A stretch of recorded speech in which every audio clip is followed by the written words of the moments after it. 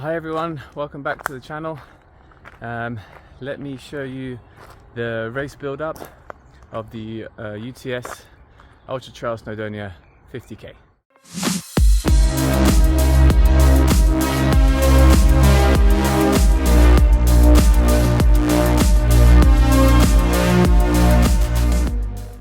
Welcome to my UTS 55k gear check and mandatory gear check. As this is a UTMB event, there's lots of mandatory gear and also hot and weather mandatory gear also.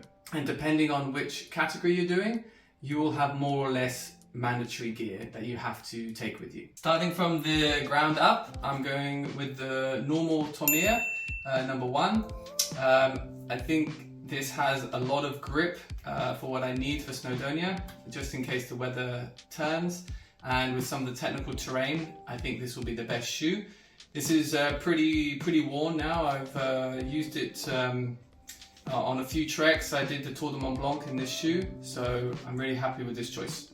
I also have the waterproof version, just in case I feel the weather is going to turn and go bad. I have this version too, which is slightly newer than the other one I have. I have Injinji, an ankle sock, and then I have a long compress sport. I really like these. I have arm sleeves, compress sport as well. Hopefully I should be using them for the morning as it might be quite cold. It's a 7:30 a.m. start. They'll also protect me from the sun as well if it does get too hot. Hat, shorts, t-shirt. Obviously 1 litre bottles, Adidas Terex vest. I'm taking poles and they attach to these hooks at the back. I'm going with the Hanker waist belt. It's a Spanish brand. It's really cool. It has many different pockets, side pockets, back pockets, front pockets, and I will keep some of my mandatory equipment in here. Okay, mandatory gear, long pants, waterproof gloves, Phoenix HMR 65 HRT, long named flashlight here for the head torch with a spare battery, waterproof jacket, warm beanie inside here. This all of this gear I won't be using, so I will actually, to save space, I will put it in one of these waterproof bags, pack it all in, and then put it in the top part of my race vest. More mandatory equipment. I've got a little cup. I've got my bivy bag. They do not allow emergency blanket. You need to have a bivy bag. Mandatory compass as well. I'm going with this very small one. If they don't allow this one, I have a backup of this one just in case. I will also take a little medi pack that also has the self-adhesive bandage that is mandatory, and I will take this. This also has scissors, tape, paracetamol, plasters, and more tape. As little extras, I'm going to put my phone in one of these protective sleeves here because I don't want it getting wet. Sunglasses, compress sport, race bib belt. Also 800 calories of reserve food. I'll be using it in 4 NAC purees, and everything I've just explained here is all mandatory and that I will be taking with me along the race. I'll also be taking with me Morton gels, just taking 2 100s, taking a solid 225 calories before the race. I have Precision Fuel chews and also Precision Fuel 250 milligrams salt tablets, 1500 milligrams salt before the race, and then I have 1000 milligrams as a backup. It was at this moment that he knew he fucked up. As they also have hot and cold mandatory equipment and gear, so 24 hours before the race they will either say no hot or cold mandatory gear is required, or if it's very cold weather, they will say cold weather gear activated. So the cold weather gear is another mid layer, and I'm taking a vest and an extra long sleeve thermal top for the cold weather gear. The long sleeve top for the cold weather mandatory gear cannot be cotton, and also has to weigh a minimum of 180 grams. I have this top which weighs exactly 180 grams. For the hot weather mandatory gear, they recommend to have sun cream, a buff type or bandana to cover your neck and parts of your head. I'm going, instead of going for a Sahara cap, for example, I'm going with the buff because it's a lot lighter. And the ability to carry 2 litres of water. Doesn't mean you have to carry the 2 litres of water, it just means you have the ability to carry. So if the hot weather gear is activated 24 hours before the race, I will have to pack this into my race pack. So altogether, this weighs 2.6 kilograms. This is the whole pack, including all my food, all my mandatory equipment, and I've also filled up the bottles with a litre of water. So it's 2.6 kilograms total for the race. That was all my show and tell for the mandatory equipment for UTS 55K. Let me know in the comments what do you think of the mandatory gear, and whether you've taken something as much as this before on your races, on a 55K race, for example.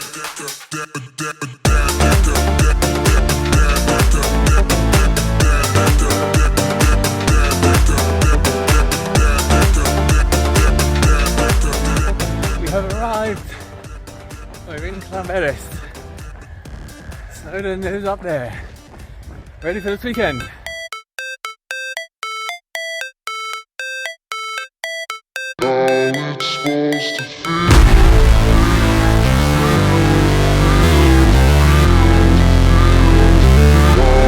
Here we go.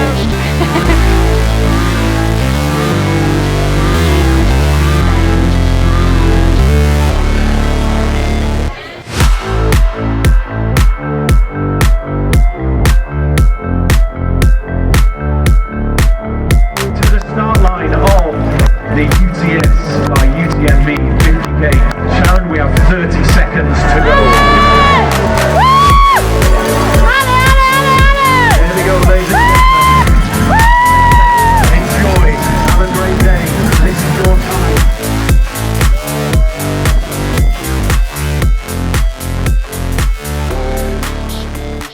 So I'm just finishing up a recovery run. It's now Wednesday, a few days after the race on Saturday, and as you could probably tell, there was no video at the end with me with a big fat shiny medal. Yeah, unfortunately I had to DNF at the second aid station, just about 30k into the race. It took a long time to digest and to figure out what actually happened. But looking at all the symptoms, I think I had hyponatremia. I'll put it up in the video so you can see what it is. It's basically having too much fluids or having too much sodium. The inverse can happen, so you can have not enough, but I think I had too much, as before the race I had 1500 milligrams from a 0.5 litre bottle, and then probably halfway, 3/4 up the climb, I took my carb drink that has also electrolytes in it, and I think that's where it started to go downhill for me. I probably hit the first timing point a little bit behind what I wanted, but I still was feeling okay. And then on the downhill was when I started to really feel bad. I started feeling dizzy. I started feeling like I couldn't control my body. I had a complete wave of weakness where I just had nothing left, and putting one foot in front of the other became the most challenging thing ever. I was talking to a couple of runners on the way down, and it was so difficult to run and talk at the same time. And I started having like almost hallucinations, and I knew something wasn't right.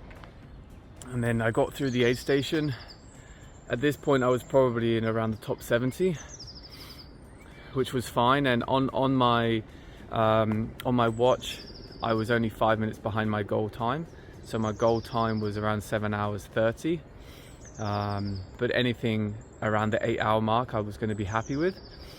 And as I left that aid station, I really started to feel really bad. And up the second climb, I couldn't put my pole in front of me and walk at the same time. I stopped probably 5 times to try to control my body and to try to see what was going on. And at this point, I started drinking more carb drink and electrolyte drink. I even popped a 250 milligram salt pill as I thought I was dehydrating, when actually the opposite was happening at the same time. So yeah, I got up to the top of the climb where I saw my fiancée. I got some confidence from her. But I knew it was over. I went down that climb. I probably stumbled about 3 or 4 times, really couldn't stay on my feet. And then I got to that checkpoint, and yeah, my fiancée looked at me, and I was looking grey, my eyes were bloodshot, and I had all the salt on my forehead and around my face, which I never have. I never have this. So she knew something was up, and I felt something was up. I had, yeah, everything in my gut was just like, oh, it was awful. It was, I don't know how, it basically felt like I was drunk. That's the best way to explain it, where I could not control any of my movements. And even when I sat down into that aid station, I just collapsed onto the floor. Like I didn't know how to sit down properly. And yeah, I want to thank everyone there. I want to thank all the runners that looked out for me on the way up whilst I was stumbling around. They really did check to see if I was okay, which was really nice of them. I've never experienced that in Central Europe before, even though I've not had that same problem, but I know what the British people are like. So I want to really say thank you to them, and thank you to everyone that helped me in the aid station as well. I chatted to a couple of people there, and they were really nice, and the volunteers really helped me out. Yeah, so I want to thank everyone there. Let's talk about the positives and negatives of the race. The positives for me was that it was just in an absolutely stunning location.